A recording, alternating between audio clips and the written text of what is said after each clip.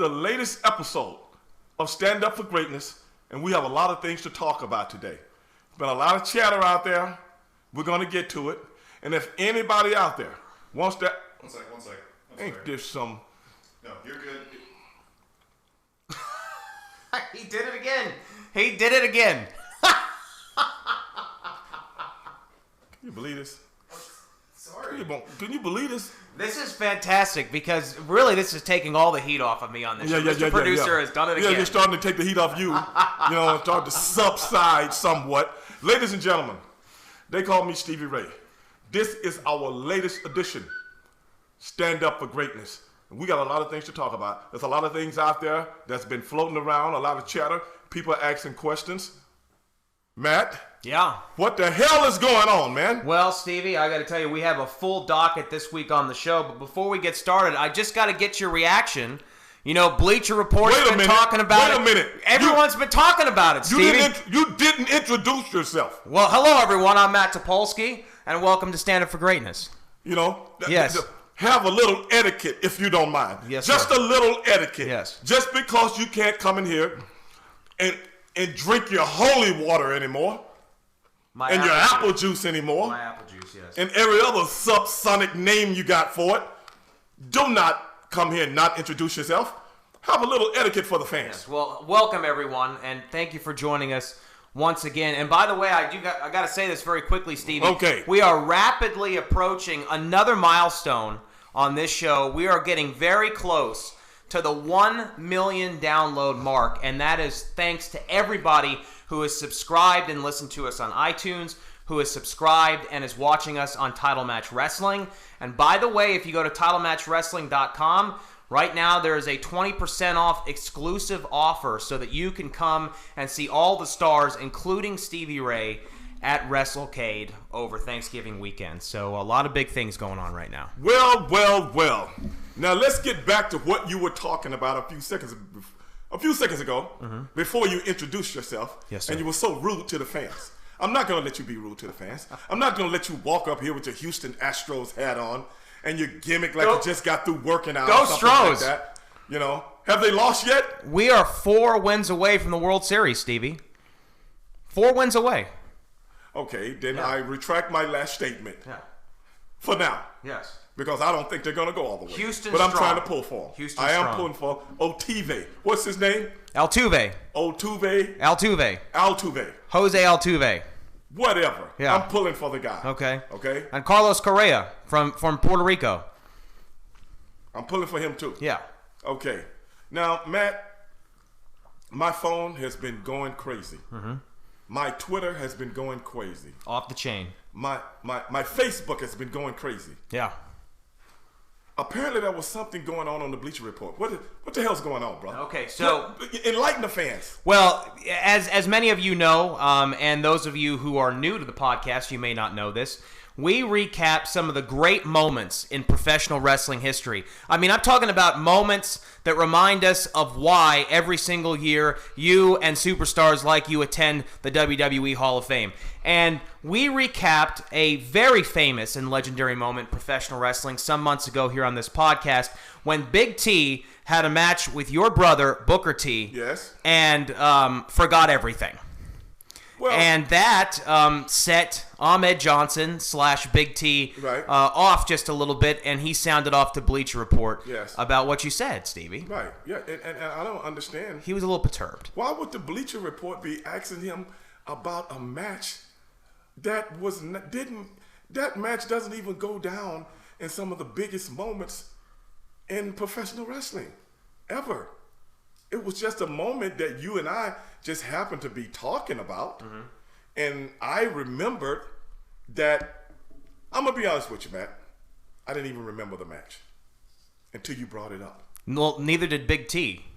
He didn't remember what he was supposed to do. Well, no. That was in the match. I just remember it was funny, but it was not a jab at anyone. It was just one of the fun. If you remember that video and me telling it, I said, those are some of the things that happen in professional wrestling. We've all forgotten spots in professional wrestling many times. I don't know how many times I've been in a match and you go, man, I just went blank. It can happen. That's the professional wrestling business. Right. And that's why when you and I are working together, if we were working together in a match, it can happen to you, it can happen to me. But we've gone over everything. And one spot you can do, I will ask you, Matt, what is the next spot? I'm lost. And you would tell me it's the drop down, leapfrog, drop kick. Okay, I remember now. It all came back to me. It's just like an actor in a play. He's on stage, and all of a sudden, he forgets his lines. Right. That happens. Yeah. It happened to me. It happened to me when I used to be in plays in high school. Mm-hmm. It's happened. That's how the human mind works. Now, I don't understand why the Bleacher Report would make it into some kind of big deal. Can you tell me that? We've talked about before how the media twists things and how they create narratives so that they can either sensationalize something to make a story, create a beef, or create some sort of wedge between two people or multiple people because it's in their best interest. Because if, first of all, the whole reason why Big T or Ahmed Johnson, depending on how you know him, was talking about it is because it got back to him. Right. Because of the amount of fans who listened and watched the clip. And then Bleacher Report said, well, hell, let's do a story on this because we'd like to get some clicks out of it. And maybe they'll talk about it after we report on it. And that's exactly what we're doing, actually. But there's no malice or malcontent at all that's meant by that. I mean, if anything, it's hilarious. I mean, we poke fun at each other all the time. The thing is this. I don't know if you heard what Ahmed said. I didn't. Well, what he said was, and he told us to the Bleacher Report, that he knew that at that time WCW was getting ready to give my brother a push. So he purposely sabotaged the match and act as though he didn't remember everything.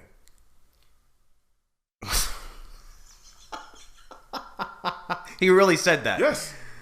This is what... well, that doesn't make him sound any better. If anything, it makes him sound worse. Well, with all due respect, if you try to sabotage someone's push, which at the time that was not true,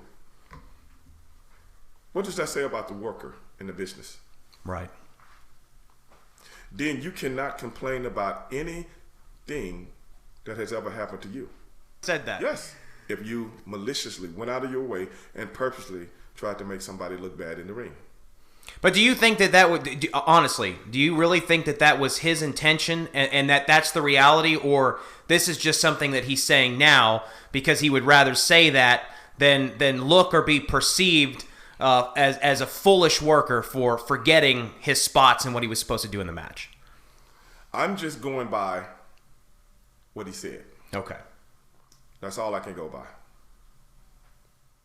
But if that's true, you just disrespected the business. If you see what I'm saying. Right, and the person you're working with. About anything that's happened to him in this business, then you just lowered yourself to the same standard. Mm-hmm. If that's true. Which means how can you deserve respect from anyone and else? If he knew that Booker was getting a push, why would he intentionally try and sabotage the match? I mean, what's the backstory there? But the thing is, in the wrestling business, you are judged by your character. And if your character is that I will do something to try to keep somebody else from getting a push, then that's saying that you never deserved one ever. So how can you ask somebody to lay their self down on the line to advance your career and you wasn't willing to do it for someone else? Right. If you see, that's the no, thing. I do see what you're saying. Yeah, that's the thing in this wrestling business that people don't get. You got to respect the business. Now, certain individuals might not respect you, but as many things as you heard me talk about, you've never heard me say I disrespect the business. No. You know why? Like I tell some of these people out there that's commenting in internet land, I love the fucking wrestling business. I might not have loved a lot of people in the wrestling business, but even when I was in the ring with people I didn't give a shit about, I did my job. If it was for me to put them over, I put them over. because I would expect for them to do the exact same for me. And as That's the wrestling business. And as we've also chronicled on this show as well, and there's a very recent clip that's up now just about it, is there were a lot of people, well, I wouldn't say a lot of people, but there were some people that you worked around that you were not a particularly big fan of, and you held your tongue. Yes. Out of respect for the business and Exactly. out of sheer professionalism, because you had a job to do. And I see people making comments, oh, why didn't he say something to him? This is supposed to be a shoot. This is not a shoot interview podcast. Chet Michaels. If anybody know who Chet Michaels is, please let me know. This pussy. This is not a shoot interview podcast. Go listen to all the other shit. If I feel like telling a story, I will tell that story. If I feel like dumping on somebody, I might. But this is not a shoot interview podcast. This is a podcast where I tell wrestling stories and make them very entertaining. Chet Michaels. I remember your fucking name, you bitch, you. But that is what it is. Now, is this the guy with the above ground pool? No. Oh, this is somebody else. This is another guy. This is not the guy with the above ground pool who's teaching his kids how to swim, yet he's in the pool with them. Oh, Can you believe a grown man, 35, 40 years old, with a above ground pool? Above ground pool. He will be kicked out of my neighborhood. As a matter of fact, he wouldn't even be able to bring an above ground pool in my neighborhood. You know that? He will be banished. They will get a petition. They will get a petition to get him out. Get him out. Only one person has a pool in my neighborhood. Guess who it is? You? Yes. Is it an above ground pool? No, it is not. I didn't think it was. One person. I didn't think it was.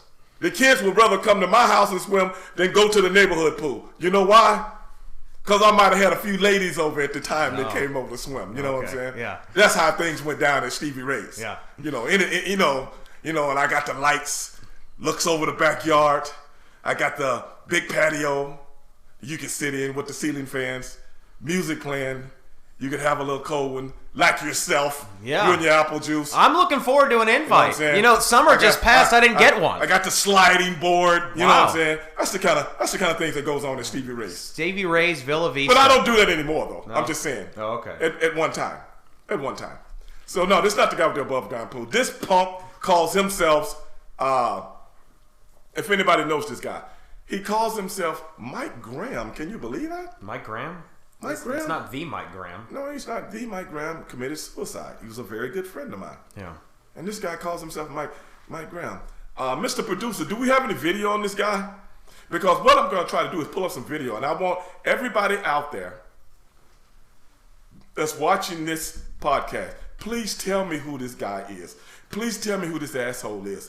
Please tell me who this sucker is, because I'm going to put him on blast. Well, you are making him famous in the chat tonight because we've got a lot of people asking who is Chet Michaels, and a lot of people saying fuck Chet Michaels and fuck off shit Michaels. And Chet Michaels is HBK's uncool younger brother. So. Oh, really? Yes. Okay, good. I don't know who that is, but. Yeah, we're gonna see if Mr. Producer can pull that up. Yeah. I got video on this punk. I got video on him. He got above ground pool. Can you believe that? Above ground pool. I didn't even know they still sold those things. I didn't even know they still sold them. Got to get on a petition to get. You got to climb up on a petition to get in the pool.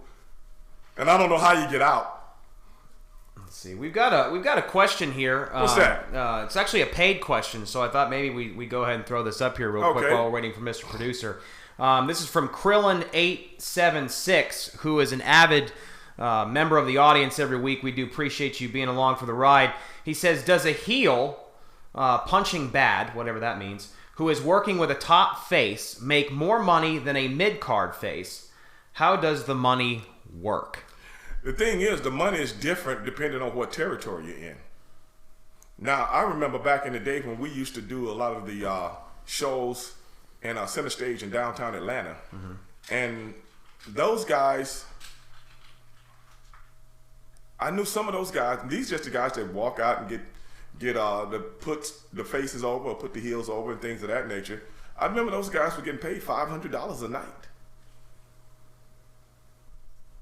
That ain't chump change. Right. For that was decent money back then. 2-3 minutes worth of work. Mm-hmm. And they were doing it. We were doing those shows 3-4 times a month. So certain guys were there all the time.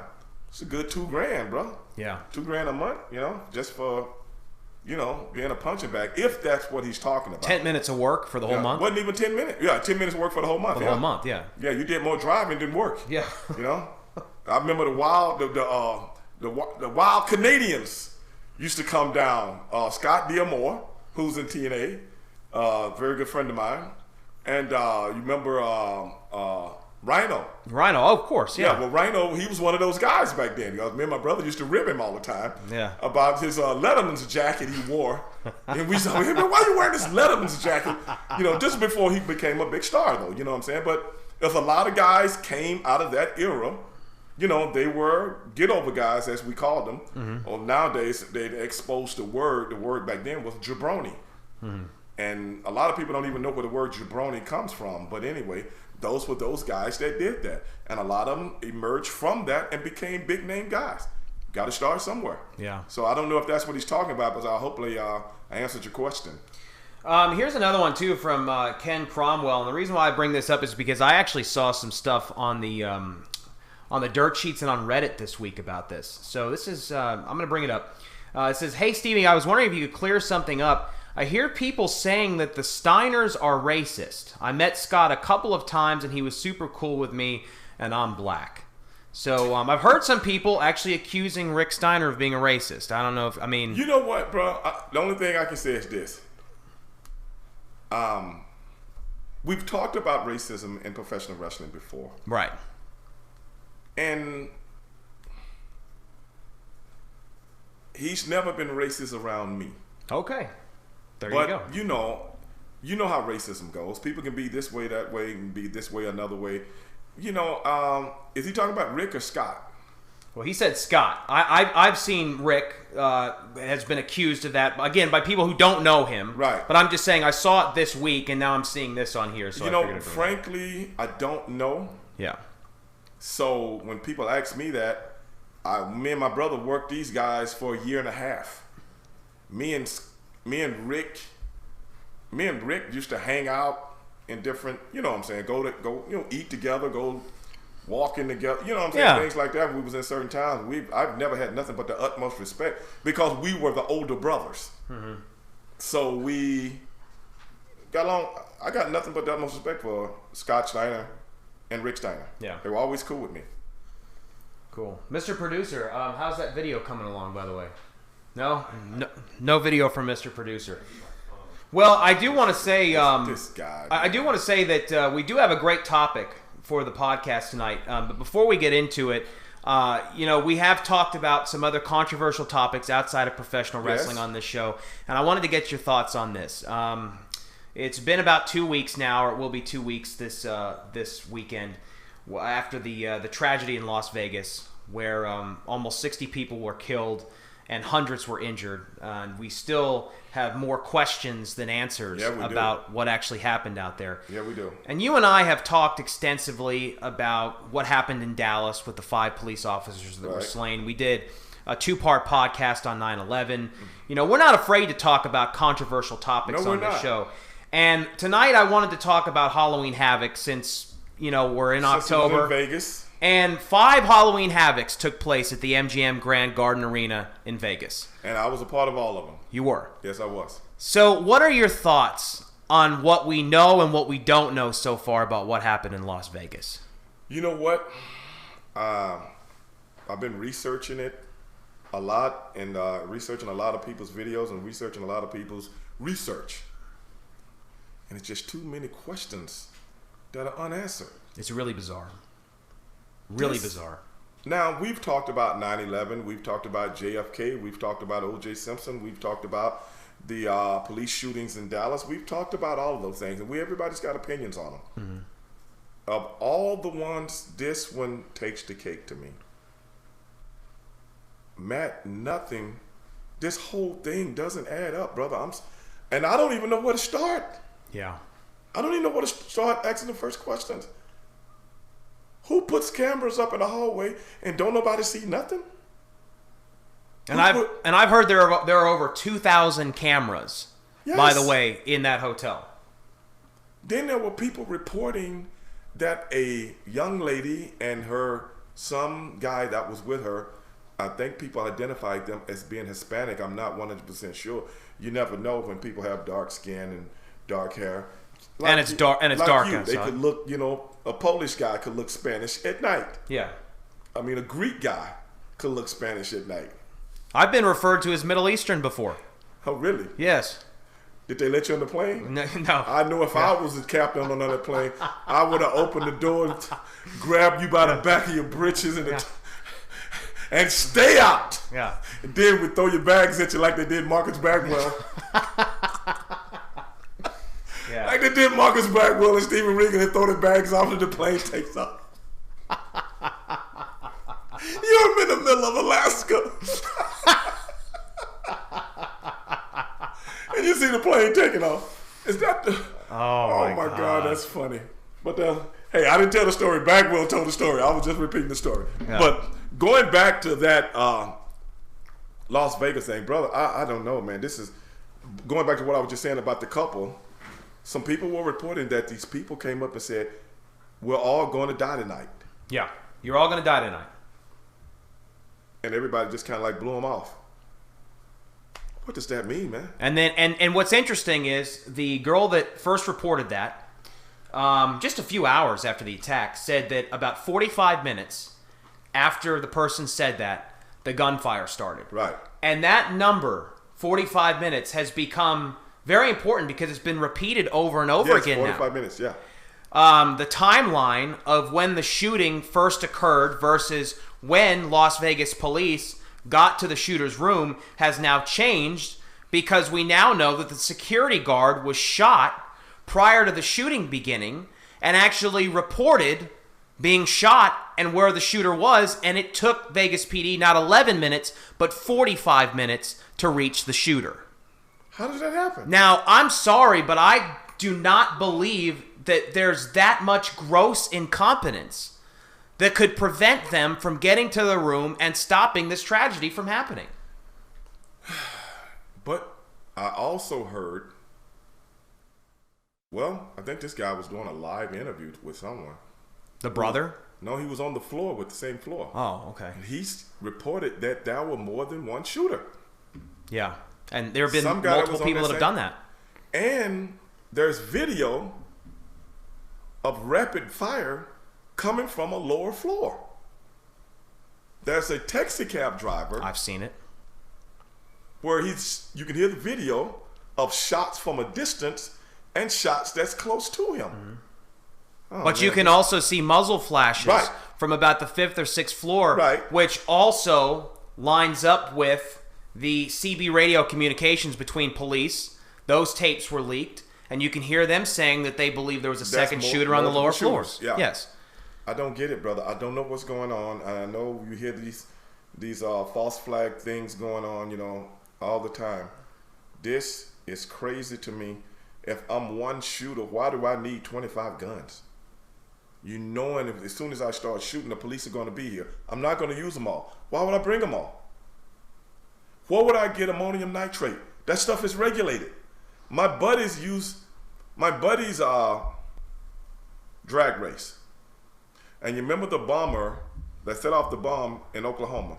Mm-hmm. They said he used ammonium nitrate and nitromethane. Mm-hmm. So for anybody to get ammonium nitrate now, you see what I'm saying? You have to have, it's just like getting dynamite. Right. What does he guy get ammonium nitrate? Which is funny because they've been focusing so much on the bump stock. Okay. Should we regulate the bump stock and all this other stuff? And I'm saying to myself, that's fine, but this guy probably had access to the service elevator to get all of this ammunition and weapons up there. How did that happen? But if he did, someone would see it. That's just the thing is that it was either the president of the MGM Grand or somebody like that, or the Mandalay Bay, that had basically said that no customer in the history of that hotel casino has ever had access to the service elevator and they were not accompanied by somebody else. Exactly. I mean, he went on the record and said this. This is a hotel. I know. With a zillion people in it and a zillion dollars around here. Yeah. They're not going to let that happen. You know that. Security at hotels is the tightest in Vegas other than Fort Knox. They can see what you're doing right now on this phone. Right. Matter of fact, those cameras can zoom into that phone and see exactly what's being said by who. That's Vegas. I don't get it, bro. I mean, I don't get it. I don't even know. I don't know. It's strange. It's very strange. But have you noticed how they're trying to put it up on the rug right now? Oh yeah. You notice that? Oh, I have. Yeah. Yeah. Yeah. Somebody's getting close. So let's stop this. And if any of y'all want to tumble down the rabbit hole, one person that I would highly suggest you follow on Twitter, it's a young lady by the name of Laura Loomer, and she actually is the person that made the Las Vegas Police Department admit that the timeline was inaccurate because she has been doing some actual investigative journalism. Right. So check her out. Right. I just want to plug for everyone really quickly who's joining us for the first time, hit that subscribe button on right up there or wherever it is. It's somewhere close to my head. Hit that subscribe button and you can get updates on the live streams that we do right here each and every week at 10 p.m. Central, 11 Eastern on Title Match Wrestling's YouTube.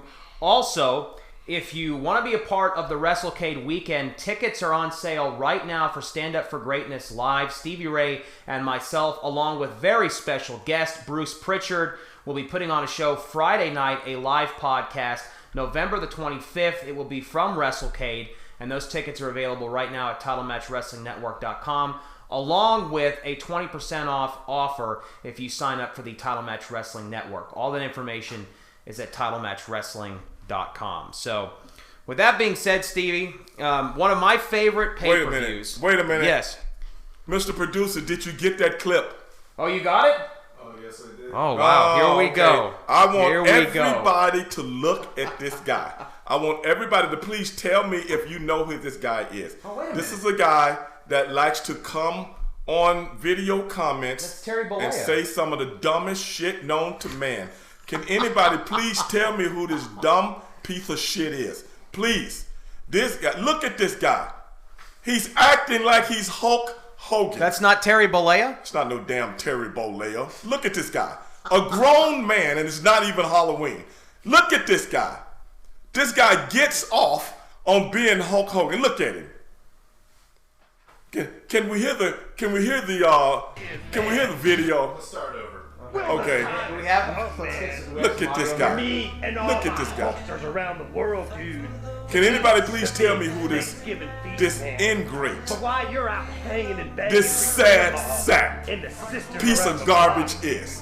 That's I've how we been in the gym Oh pumping my up God, look at 24 this inch piece of shit, pythons, man. brother. So all Can I you gotta believe say this? It's going to be a is, bash. A grown man, and the same guy has an above ground pool. sisters around here have been Above ground pool. That really chaps your ass, doesn't Oh it? man, I can't believe that.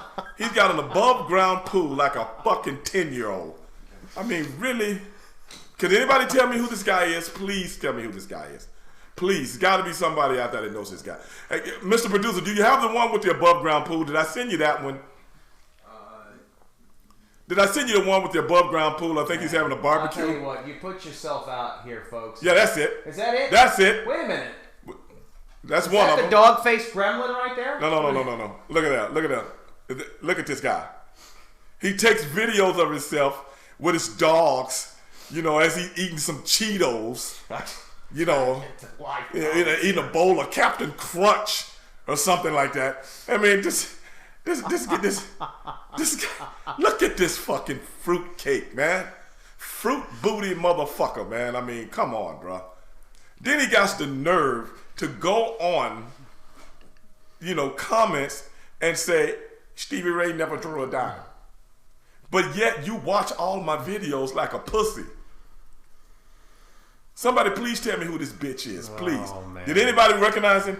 Well, let's see. I got to give a shout out here to. There he is. I- Look at this dick. Look at this fucking dick, man. Look at this shit, man. I got to give a shout out to Josh Allington here on the live chat. He said he is a failed abortion. So that's. Can you believe this guy? Yes, he is. That is not Chet Michaels. This is somebody No, that's not else. Chet Michaels. somebody This is a guy that calls himself Mike Graham. Man. Mike Graham. I even told him on comments. You got the gall to call yourself Mike Graham, a man who, committed suicide, has a few demons, I guess. I don't know. Mike was always a cool guy with me, and this punk is using his name like that, man. I mean, unfucking believable. Is that Mike Graham's son? I doubt it very seriously. I mean, I don't know. I doubt that very seriously. Wow. Well, there you go. Somebody said he needs some milk. Yes, he does. Chet Michaels is the biggest troll on YouTube. Someone just said that. Yeah.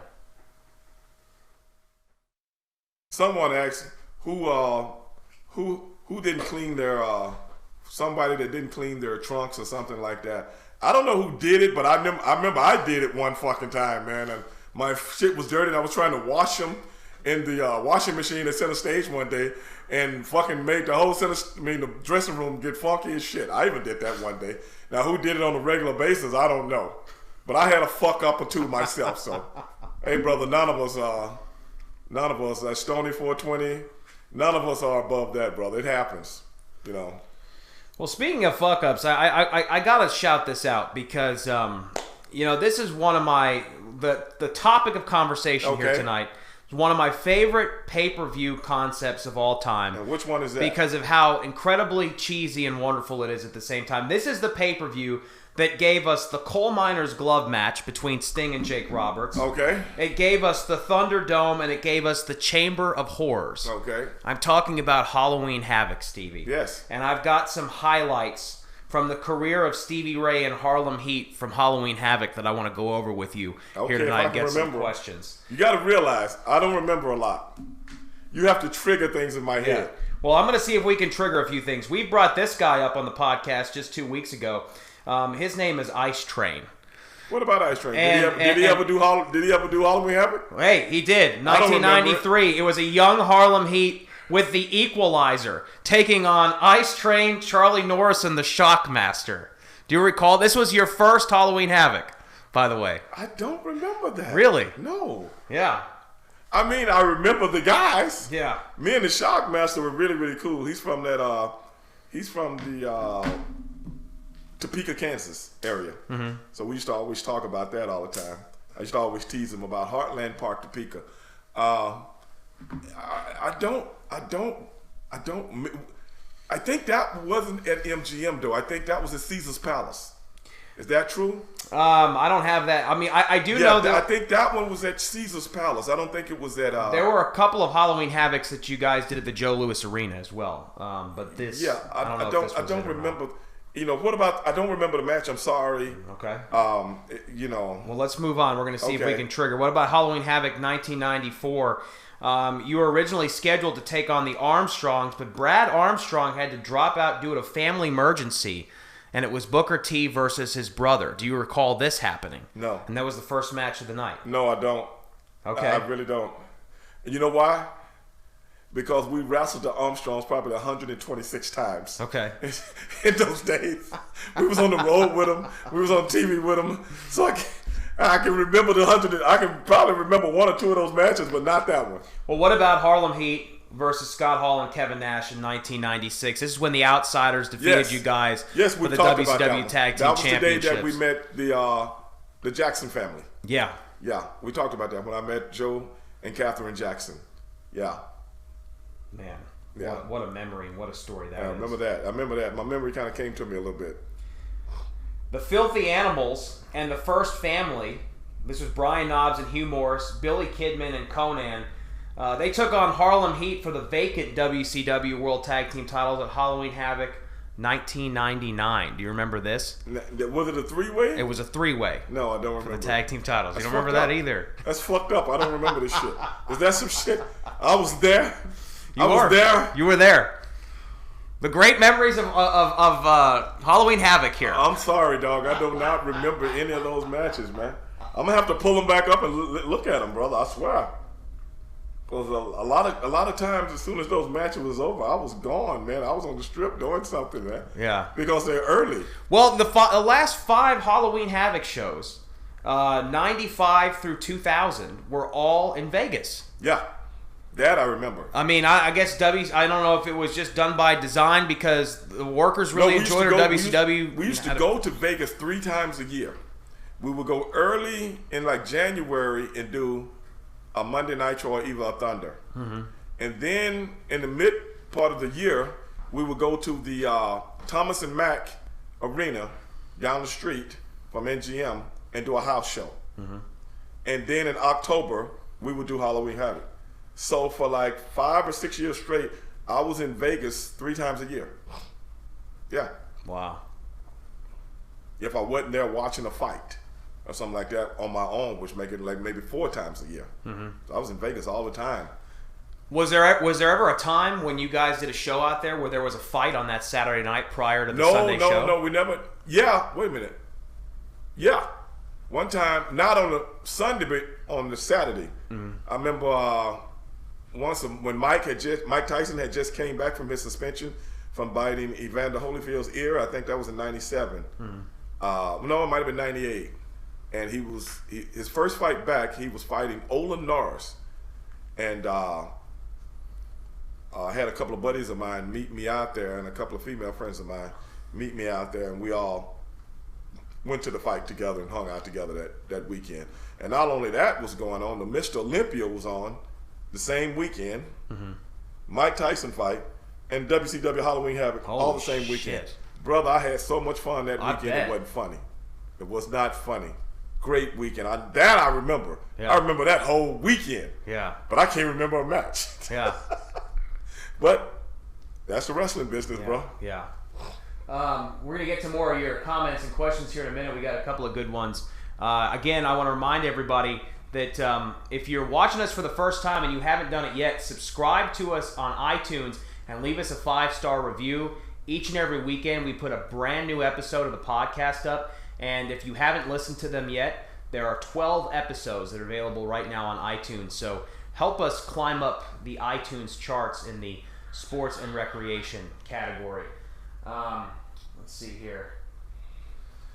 Let me get into a few of these. Mr. Producer, my tablet's gone out again, so let's see here. Josh Ellington, what is he saying? Do you wish you were in WWE during the invasion where Harlem Heat with your cool brother respect? Oh, thank you. Hell no. You didn't want to be a part. You didn't want to be a part of the invasion. Fuck no, bro. I didn't want to be a part of fucking none of that bullshit no more, man. But that's just me. Stony 420 says Ming versus Tyson. No, I'd pay to see that. No, you wouldn't. No, you wouldn't. You sit there and steal it on the fucking internet just like everybody else would. That one you wouldn't be able to sell to the masses. I paid for the Triple G fight. I did. I paid for that. Okay. Yeah. Me too. Yeah. So that was worth it. Oh, did I? No. We were doing the show that night. So I went down the street to the Pocos Locos or whatever the name it was. I went down there and watched it. Yeah, I took a powder and got home in time. Oh, you did? Yeah. Okay. Here you go. Justice Warner says, will you ever come back for one more match? And if so, who would you face? No, I would not. No, I would not. I wouldn't come back for one more match. I wouldn't come back to get in the ring for nothing. You know, I'm pretty satisfied with my career. I'm pretty satisfied with my legacy, what little of it is. Hey, brother, the wrestling business was good to me, and I never sit around and reminisce like some people do, like, oh, if I could really get one more match in, I don't give a fuck about that kind of shit, brother. Let these kids do what they do. Let these kids go through what I've already experienced, and I hope that they have as much fun in the business as I did, because it was a whirlwind. Took me all over the world, met a lot of people, seen a lot of things, got to talk to people in India, got to talk to people in the Middle East, in Lebanon, in France, in England, Wales, Australia, Mexico, Canada, Japan, Korea. Hey man, I'm on my 3rd passport, and passports are good for 10 years. That's 30 years. And I'm good with it, man. And I love watching these kids do what they do, and I love doing what I'm doing, which is sitting back, having a good time. Do you have any thoughts and opinions on Sami Zayn right now? I mean, Sami Zayn just turned heel recently. Any thoughts on him? You know what? I think Sami Zayn is a very good worker. And I think Sami Zayn is. I think the babyface thing, he's got caught in the shuffle. I think he's gotten caught in the shuffle with everything that's going on, and I think him turning heel might be, a refreshing outlook to his career. Mm-hmm. Be honest, he's Canadian, if I'm not mistaken, French Canadian too, right? Yeah. Yeah. So you can always use the old Jacques Rougeau, the old Carl Ouellet type gimmick, and come out there and speak mean in a French voice and blah blah blah. And hey, I love it. I love it. I like Sammy. They just put the Shield back together this past week as well.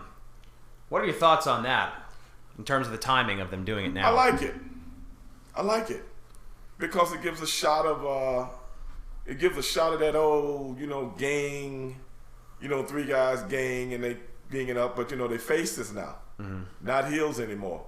But I like it, man. That's kind of refreshing for me because I like that style. That's kind of like my era, So I like that. You mean stables? Yeah. Yeah, I like that. So we don't see a lot of it anymore. So anything that's kind of classic, I kind of like it. I'm kind of into that. Yeah. I mean, it kind of reminds me of the Four Horsemen thing a little bit. The one thing I will say, though, is when they first broke the Shield up, a lot of people were super critical of the fact that they did it so soon because they were building so much momentum. But now all three of them, Dean Ambrose, Seth Rollins, and Roman Reigns, obviously, have established themselves as top stars in the professional wrestling business. And now bringing them back together, it just seems like there's so much more credibility and so much more marketability for them now that they were so established as single stars and putting them back together. Well, they did it the right way. You can see it coming from a distance, and slowly but surely, if that was back in the WCW days, they would have put it together in like 1 week, 2 shows or something like that. Right. And that's what I like about how they slowly but surely brought those guys back together because of the circumstances that was going on with each one of them. And I kind of like that, man. I really do. Like I said, back in my day, it would have been fucked up if they did it, but hey, what can you do? I see somebody said, who was that, Jose Vela? Will you wrestle Donald Trump? Listen, brother, if you don't have any more better questions than that, okay, don't get me in this shit, bro. You know what I'm saying? Donald Trump fucking with everybody, so I don't need him fucking with me. He might be listening, dog. This dude's a Twitter guy, so I don't need him fucking with me, man. You know what I'm saying? The dude got a lot of juice. And a lot of people don't realize I've met Donald Trump. Yeah. You should tell Ralph this on the radio. He was inducted the same night as Booker T. Exactly. And he hung out and took pictures with my buddies and shit.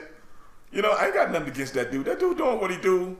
I don't agree with what he does, but if somebody put Stevie Ray, I don't agree with everything he does, put it like that, I'm saying I don't agree with.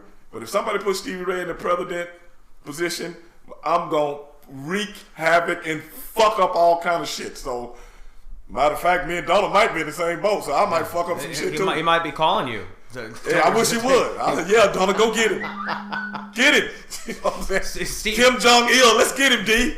Let's get him. I want to test out that new I want to test out that new M1 Abrams tank anyway. Stevie Ray could be Secretary of Expert Tutelage. Yes. Yeah, I'll be down with that. Also on the dirt sheets this week, and Rio just brought this up on Neville. Apparently he walked out on WWE. It's been reported that he requested his release. That hasn't been confirmed, but it is confirmed that he walked out. I did hear something about it. I got a message to one of the news forums that I go through. So I really don't know what happened there, man. Because this kid has got star written all over him in my book. This kid's got star written all over him. He is the ultimate heels for the smaller guys. Mm-hmm. Great body, great worker, great moves. This guy is money. I'm just trying to figure out what the hell happened, brother, because he's got, maybe he wants to go home. I don't know. Maybe he wants to go back to Great Britain, where he's from. I don't know. I would just like to know exactly what happened. If anybody out there knows anything, please let us know. Well, one of the things that, and I could be completely wrong about this, but one of the things that I think might have played a part in it is his work with Enzo Amore. There are a lot of guys, and again, this is reported, and I can't confirm it, but there are a lot of guys that have basically said, they don't like him. He has a lot of heat on him. Yeah. And I don't think Neville liked working with him or having to do the honors for him over and over and over again. And then also, you look at a guy like Neville, he's so multi-talented, and yeah, they did change his character and it seemed to work for him, but you look at a guy like Cody Rhodes, I think Cody's the perfect example. Right. He felt like he was being underutilized. He walked away, and now he's making 4 times the amount of money he was in WWE, apparently. Right. And he's enjoying a career renaissance, and when the time presents itself, he'll probably be re-signed by WWE and main event of WrestleMania. You never know. And that's just how the business is going now. Because what you're seeing today, this is just my opinion, what you're seeing today is so many people are putting together independent wrestling organizations, and they're making money. A lot of them out there are really making money all over this country. And so many of these guys nowadays, I've said this on a couple of other people's podcasts and internet radio shows. The way I look at things is some of the independent shows are really just a smaller version of a WWE show. You see the same type of wrestling. You see the same type of guys, even dressing the same. So in essence, when a guy walks away, he can still make money out on the independent circuit because those people are paid to come see him because he's so recent. Right. And before the residual kind of wears off, he's so recent, it's almost like he's still there and he's wrestling at an independent organization. And they'll give him the money to do it. If you're willing to work, you still got to work a lot though. Right. You probably don't have to work as hard, but you got to work a lot. So I think that's one of the reasons. If you think about it, and I'm not trying to say anything bad about anything or anybody, if you take away all the production, all the glitz, glamour, ballyhoo, so on and so forth, from the biggest show, it looks like an independent show also. It looks like a big giant version because that's what the guys that work there look like. You know what I'm saying? They're not like the guys from our era that were bigger than life. They look like guys you might see on the street. Right. And I think that plays a big part into building these independent wrestling organizations. Because back in my day, if you went to do an independent show, you didn't look like anybody on the independent show. You see what I'm saying? Right. If You stood out. Yes. If Stevie Ray went to it, everybody couldn't wait for him because you don't look like nothing. Which, it's what I'm interesting you bring that up and you compare WWE minus, as you said, the ballyhoo and all the pomp and circumstance to indies today. I remember the first night I ever saw Braun Strowman. It was here in Houston, Right. and he was working a dark match. And Brad Gilmore and I were watching it. It was either a Raw or SmackDown taping, and it was a dark match. And I remember seeing him, and we both looked at each other, and we were like, "Holy shit!" Right. Now, take nothing away from Braun Strowman. I mean, he's phenomenal. Yeah. But if you took Braun Strowman and you dropped him into the mid to late 1980s WWF roster, he was just another guy. But now he stands out like a sore thumb. Now you see my point. Right. Yes. So that's why guys like Cody and guys like who else left from up there? A few guys that I was talking to with Russell Khan. Wade Barrett left. Yeah, Wade left. I don't know how he's doing. The big guy. Damian Sandow left. Right.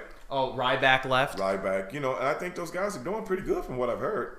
How true it is, I don't know. But hey, hopefully it works out for him, man. But that guy got money written all over him. I just hate to see him go. I like him. Yeah. Yeah, I really do. Let's see. Now let me see. What was I looking at over there?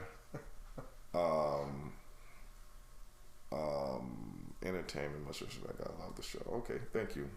Mike Gonzalez, Great North Wrestling. See? ECW was great. Yes, Tony Villa, your favorite wrestler. My favorite wrestler of all time? My favorite wrestler of all time was Superstar Billy Graham. Superstar Billy Graham, and I would have to say Dusty Rhodes was a close second. Yeah. Superstar Billy Graham and Dusty Rhodes. Well, so when did you become a fan of Superstar Billy Graham? Was it man, before you ever got into the business, probably right? Elementary school. What was it about Superstar Billy Graham that... the guy, Superstar Billy Graham is what made me want to become a guy that works out and have muscles. Okay. Not a wrestler. I just wanted to look like Superstar, a black version a superstar Billy Graham. Yeah, and I want to be able to talk shit like Dusty Rhodes. Because I remember Dusty Rhodes told a guy one day, I think I was in elementary school, either junior high, in Houston.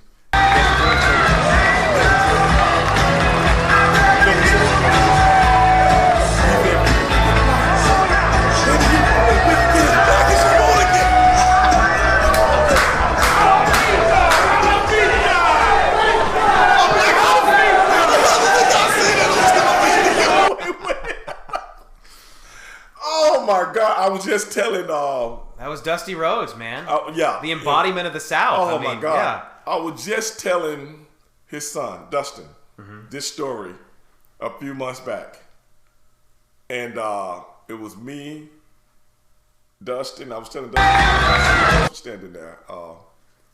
What's his name? Oh, I can't think of his name there. You know. And man, I told him that story. I was like, man, you know, you probably don't remember. I was a kid then. And Dusty Rhodes told, I can't remember who he was talking to. He's talking to a black guy. I don't know who, but he was talking to a black guy. I can't remember who the heel was. But whoever the heel was a black guy. Right. And Dusty Rhodes, they were in a tag team. I can't remember who Dusty's partner was. And Dusty was like, yeah, baby. Yeah, bring it on. Woo, bring it on, baby. Cause you want to get down, we can get down. And you want to get black, baby, we can get black. Cause I can get as black as you want to get. Me and my buddies, we kids, you know what I'm saying? Yeah. We died laughing. And he was over with us. Yeah. Cause we had never heard a white man that could shoot the dozens like a black man. The only way you can learn the dozens like that, you got to be around black people because they like to rhyme. You know what I'm saying? Muhammad Ali was doing this in the early 60s. You know what I'm saying? Yeah. And Dusty Rhodes was doing that in the 70s. You know what I'm saying? And they was, you know, say these, come out and do these interviews and these promos where they're rhyming, you know what I'm saying? Rapping, you know? Yeah. And I'm like, you can't learn that in a white neighborhood. And so we had the utmost respect for Dusty Rhodes, because baby, he could play some dozens, man. Because in the hood, if you can shoot some dozens, you respect it. You don't want to mess with that guy because he can talk about you real bad and make everybody laugh at you. Yeah. So that's the guy you don't. And fuck superstar Billy Graham, he could talk too. Exactly. I mean, both just legends.